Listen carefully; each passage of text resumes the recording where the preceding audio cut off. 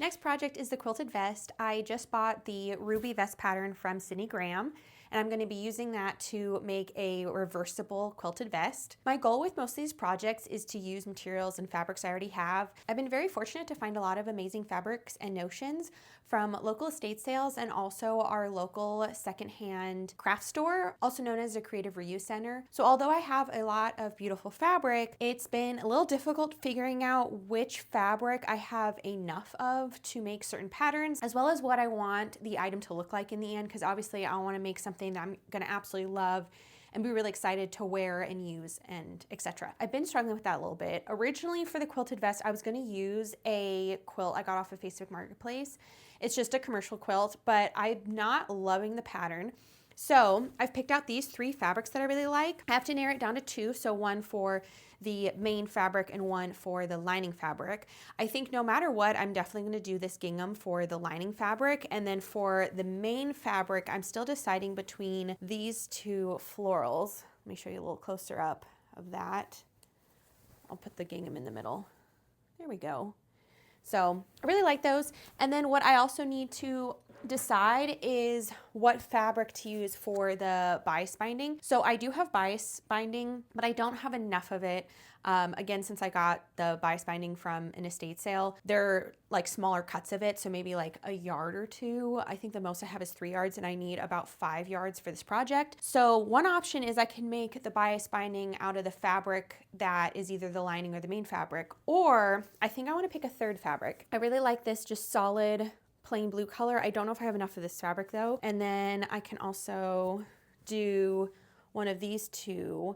I like the flowers on this one, and then this one looks like it's kind of solid, but actually has a little bit of a texture to it. I still need to decide on that. Lots of choices to make. I'm getting a little bit of decision fatigue, which is like, I shouldn't complain because it's amazing to get decision fatigue for crafting, because that's just my favorite thing ever is crafting. But yeah, gonna figure out what fabric I want to do.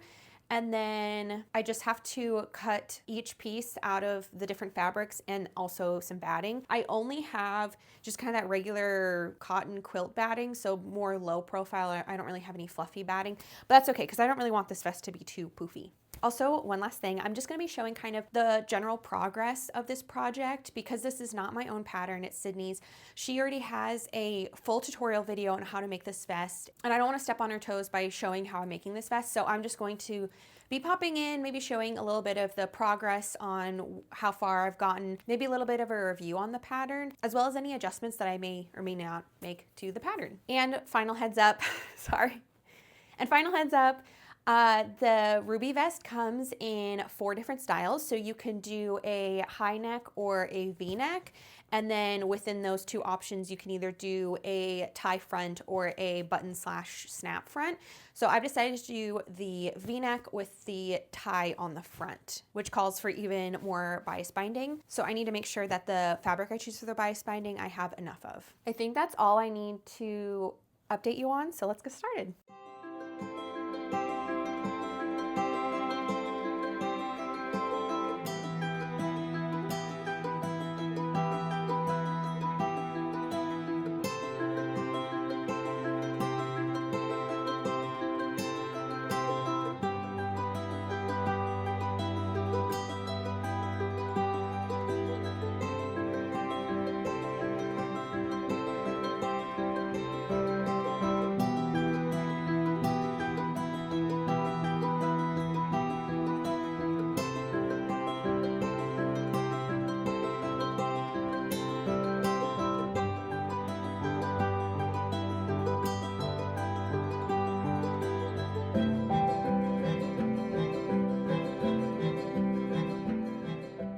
Okay, I finally picked out the fabric pieces. So I decided to go with this gingham for the lining fabric and then this gorgeous floral for the main fabric. And then I'm going to use this really pretty teal, turquoise, greenish linen for the bias tape. Now I'm not sure, I'm assuming linen should work fine for bias tape. I've actually never made my own bias tape before. I'm sure most times you make it out of cotton. I did look at the pattern and the instructions, and it didn't specify whether the bias tape needed to be made out of cotton or if linen is okay, but I'm gonna give it a try. I do have enough of it in case if I need to make more or remake any. But yeah, I just thought these all worked really, really well together. So now I'm going to I'm gonna start with the bias tape. I'm gonna do that bit first. And like I said, I've never done this before, so I'm excited to try it out, especially since it uses that trick where you basically take a square of the fabric and then you cut it into a triangle, line up the triangles and draw lines and then offset it. So then when you cut it all out, it's kind of like a continuous piece of fabric. If that makes sense. Anyway, so I'm gonna do that. Oh, and I also already ironed all the fabrics and I washed them a bit ago, so they should be good to go.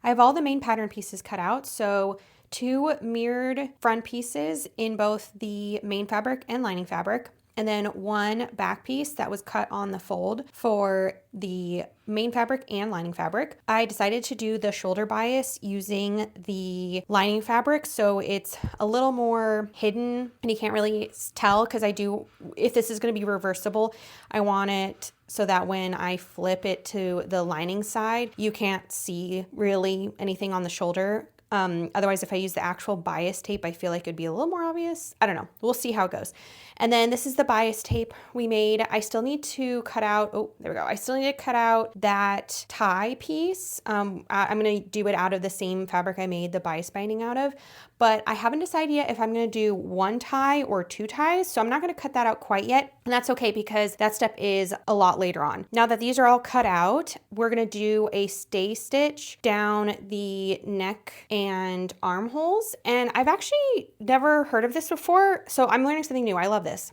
I always love doing a new pattern and learning something new. Apparently that stay stitch helps the openings stay structured, I think is a maybe a good way to describe it, so that they don't kind of stretch or get misshapen.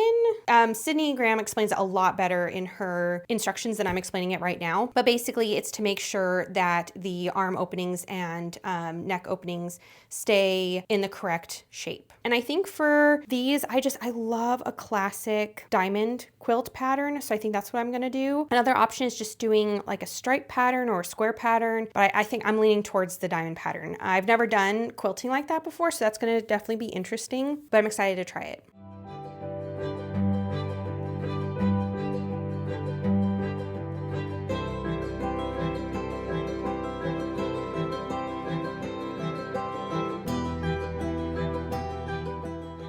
I've got both the main fabric and the lining fabric sewn down the side seams, and I pressed open the seams, and now I have the main fabric right side up and I'm about to do the quilting marks on it. I don't think I have one of those tools that does quilting marks that just kind of does a impression in the fabric, but I do have a heat erasable pen and I tend to use that a lot, so I think I'm gonna use that. And I did decide to do the diamond shape. I just think that's so cute. I've never done this before, so it's gonna be interesting. I'll just have to find a good place to start. I think probably maybe starting in the middle and then like working my way to the ends? Question mark? I don't know. We'll see. But I think I'm going to do Sydney's suggestion of having the lines about 1.25 inches apart from each other. I think that's a good distance to get a good quilted look. I still need to figure out if I want to use the thread that I picked that's like matching. I don't know if you can see that, but it's kind of hidden, you know, it's the matching thread so that you can't see it. So I don't know if I want to do that, or maybe I'll pick a thread that might stand out a little bit so you can really see the quilt. Maybe I'll do like a white thread because I feel like that would show on here, and then it would show anywhere that there's, oh, there's Kinsey. Hi, Kins. And then on here it would show anywhere where the blue is. I don't know. We'll figure it out as we go.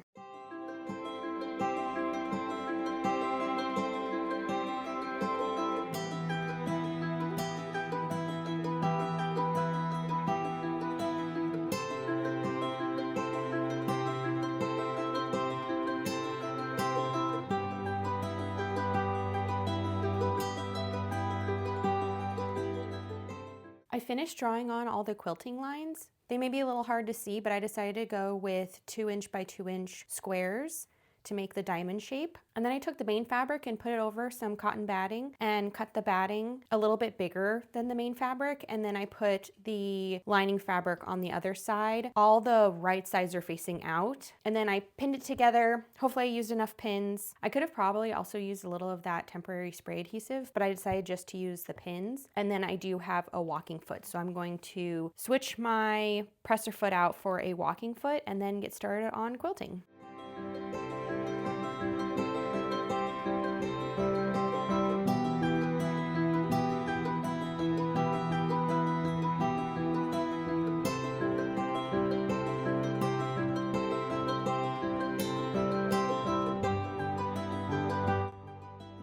Right there. And just like that. Good job.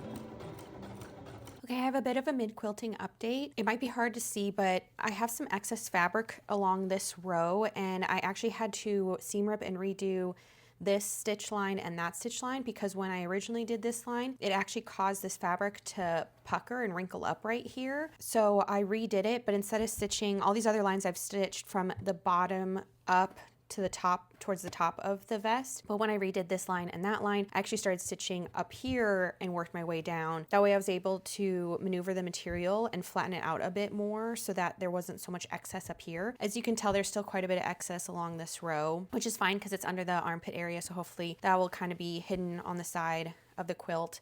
I mean, on the side of the vest. I've only ever done straight quilting. I've never done this diamond pattern, so maybe I'm not going about it in the correct way. I've been doing all these I've been doing all these lines first, and then I was going to go through and do these lines. I did already do this line initially, and I wonder if it's just the straight stitch of this is kind of fighting against the curve of the fabric here. I'm not really sure. One thing that I probably should have done too is use the temporary adhesive spray to attach the pieces of fabric to the batting. That way they don't move around so much. I probably also should have used more pins. I've never quilted something this big before, but it's all part of the learning process. So I'm going to keep quilting and hopefully be able to work out any wrinkles. So I finished all the quilting. For the areas that I had some extra fabric and had a potential for puckering, I just made sure to kind of stretch the fabric out a little bit as I was sewing. Again, I don't know if that's the correct way to do it because as you can see, there is quite a bit of extra fabric and wrinkles between each square, but I kind of like how it looks. So it worked out. I'm now gonna just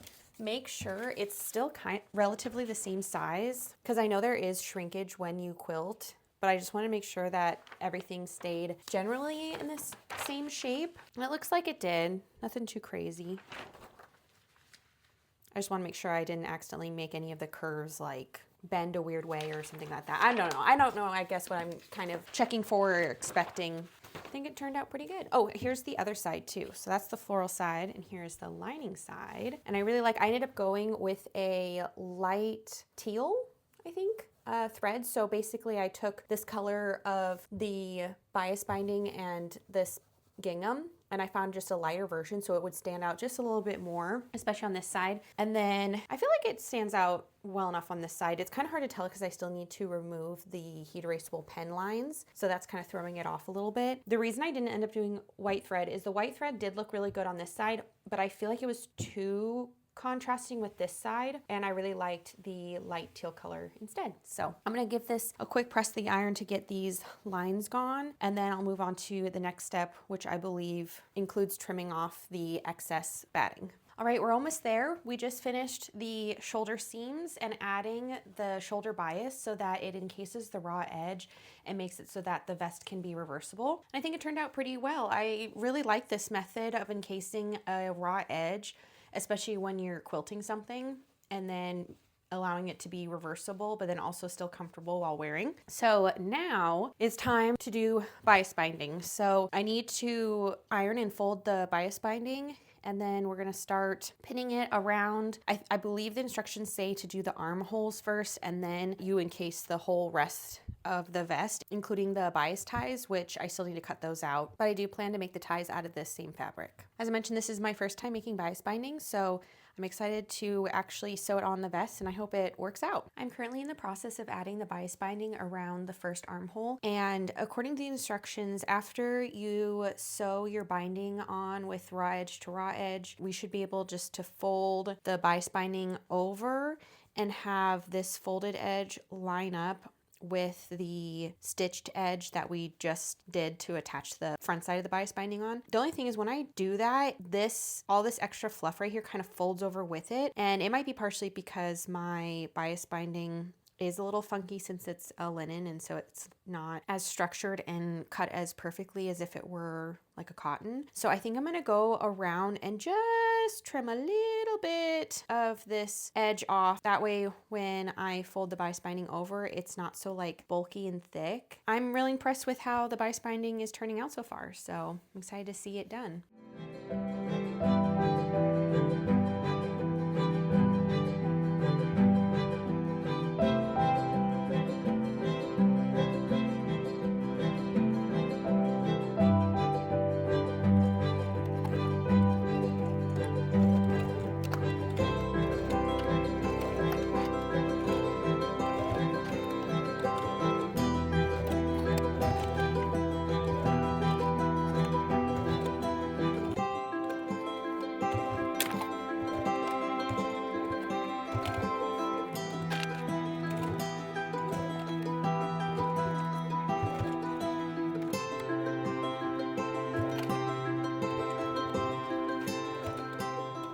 All right, I did it. My first bias binding vest armhole using bias binding that I made from just fabric. And I think it turned out really, really well. It's pretty smooth all the way around. It looks even on both sides. Sydney Graham in her video for the tutorial of this vest shows a really neat trick on how to make sure the bias binding is lined up on both sides. So when you're doing your stitch, it's evenly picking up this side as well as this side of the bias binding. The only thing is this is where the two ends of the bias binding overlap, and you can, I don't know if you can see, it's like a really big bump, and I think that's partially just because I am using linen, and linen is sometimes a little thicker than cotton, I think. And you know, instead of just 2 layers, this is like 4 more layers of fabric. Actually, this is about 4 layers of fabric. So this would be like almost 8 layers of fabric. So that's a lot to add up. And I know I've seen videos online of doing a quilt and having the starting and ending be more even than this when doing the binding around the quilt. And there's like a special trick on how to do it. And I think it has to do with lining, oh, you know what it is? You line up the fabric like diagonally, I think. And so then when you fold it over, instead of having, you don't have as much fabric in one spot, you have it, it's like dispersed over a larger area. So I can always, if I wanted to, I could probably seam rip this and try that. Although I don't know if I have enough bias binding to do that. If it like, you know, if that is the trick, if the diagonal cut is the trick. But I did make sure that that is on the back of the vest. I don't think it's too noticeable, especially when it's on. Yeah, because it's like right here, kind of almost under the armpit area. I think it's fine for my first time doing that. I'm not mad about it. All right, let's do the other arm, and then I have to bind the rest of the vest. All right, I'm very happy to report that I figured out how to not get the binding so bulky where it meets. I watched a couple of videos, and there's actually a couple ways to meet the binding to make it seamless and not so bulky. So one of the ways was what I mentioned before, where you basically connect the bias binding. Oh my God, hold on. Woo! Perpendicular to each other, and then sew across diagonally. And then when you fold it, hold on. And then when you fold it over, it's less bulk. Because I didn't have enough bias binding overlap, I did a version very similar to the diagonal, except it's just straight. The two ends of my bias binding were cut straight, so I just sewed them together straight. I will show you when I do the other arm for the vest on how I got that. And actually it should be a lot easier to do it on the second arm, because with this one, I just seam ripped a couple inches worth of the bias binding, but it was still kind of hard to maneuver. So I'm hoping it'll be even easier on this side. Let me do that and I'll show you how I ended up making a little bit of a smoother transition there. So here's how I ended up overlapping the beginning and end of the bias binding. And this slightly differs than what was shown in the tutorial video for this vest. That's why I just want to show you another option on finishing your bias binding for the armholes. And actually you can also use this for when you do the bias binding around the whole vest. So first I pinned the bias binding on, and then I have this beginning piece, which I pinned in place, but actually I'm going to remove that pin so we have some extra tail. And then I'm going to take the other end of my bias binding and overlap the two bias bindings and find a point kind of in the middle of the overlap so that we'll still have a little tail on this side and a little tail on the beginning side. And I'm going to mark the top bias binding and the bottom bias binding in the same spot. So now I can trim off the long bias binding. I'm going to cut it a little farther past where we made that mark. And then I'm going to remove a couple extra pins. I'm going to bring the vest together like this and match up where those two marks are. And I have right sides of the bias binding facing each other. And I'm going to line up those two marks like that and pin that into place. And then I'm going to take this over to my machine and sew straight across where I made that marking. I should mention, when you're sewing across, you actually want to unfold the bias binding all the way like that. Okay, first off, I realized that I was pinning the bias binding to my lining fabric instead of my main fabric. It doesn't really matter in the end, but it does look a bit cleaner on the side that you first pin and sew it to. So I want the outside to be the cleanest, even though I will wear it reversed. So we finished sewing these two ends together, and now we can cut off some of this excess fabric here. And I'm just gonna flatten the seam. Fold that back up and pin into place. And now I'm just going to move forward with sewing the bias binding on as I normally would. And then when we go over to flip it, it's gonna be just a pretty invisible seam, very minimal amount of bulkiness. And that's pretty much it. Now we have the bias binding done on both of the armholes. This is the side that I was showing the little tutorial on, and as you can see, it did a pretty good job of making well, I was gonna say seamless, it's not technically seamless, but it's a pretty smooth transition. Not as much bulk as the original way I was doing it, so really excited that that worked out. Now it's time to do the bias binding on the rest of the vest and add the ties. I did decide to do 4 ties total, so 2 pairs. I'll probably do 1 pair here and then the other pair about halfway down. I'm going to use the same fabric that I used for the bias binding because I want the ties to match. And here is the tie piece. So I just need to cut 4 of these out of that fabric to make the 4 ties. And then once that's all done and sewn together, then the vest is done.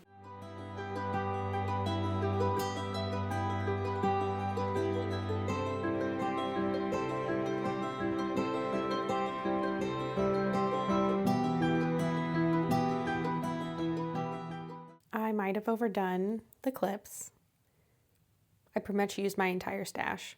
The vest is done and I love it. Oh my goodness. There was a couple snafus along the way. I think I mentioned that I'm trying to do all these projects with the materials I already have, and I want to make items that I'll actually wear a lot. So I want to pick fabrics that I think would work best for like a vest or the pants, etc. So it was a little bit of a challenge because I'd find a fabric that I really liked that I thought would look cute as a vest, but then I wouldn't have enough of it, or I wouldn't have a second fabric that would match really well for the bias binding, etc. It took a couple different combinations, but I finally found the combo that I absolutely love. So we have the floral for the main fabric and then a teal linen for the bias binding and ties. But that's not all, because this vest is reversible. Just flip it right around.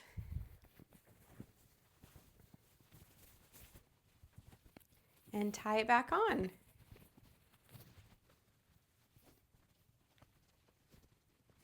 So on the other side, I did a gingham fabric that matched the bias binding and ties. And I really like this option because if I'm wearing an outfit with maybe some loud pieces, like if I'm wearing a skirt that already has florals going on, then I probably don't want to wear the floral side, but then I can wear the gingham side. But then if I'm wearing a more plain outfit, kind of like the one today, then I feel like the floral side looks really, really cute. I love the reversibility and the multi-use. I think it's really cute. I realized I didn't give you guys a full 360 view